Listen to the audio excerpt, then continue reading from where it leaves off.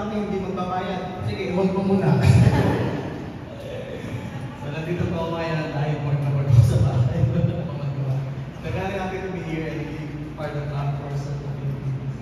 Hindi niyo na itatanong kung bakit ako naging sundalo. Ha? Itatanong, baka gusto niyo itanong, mas maganda ko naman sagutin.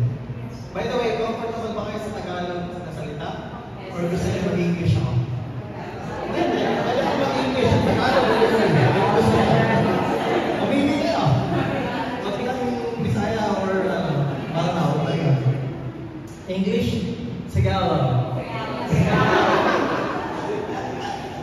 Sige. Kasi pag English, iba yung budget.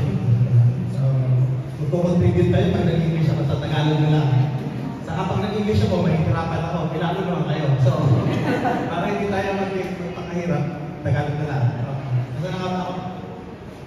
Bakit ako naging sandala? Baka gusto nyo kita ko? Yes. Di ba nagka-pandemic ng 2020?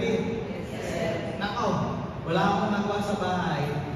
Maniwala kayo yung hindi ko ugaling manood ng TV, nagawa ko noong pandemic.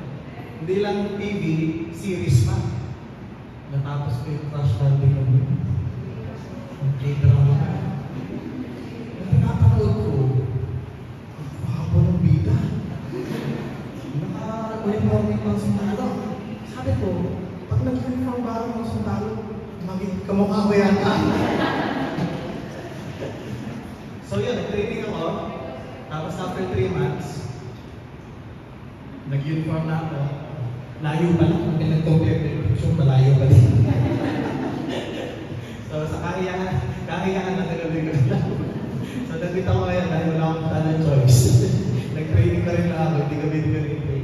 And that was 2020 during the height of the pandemic.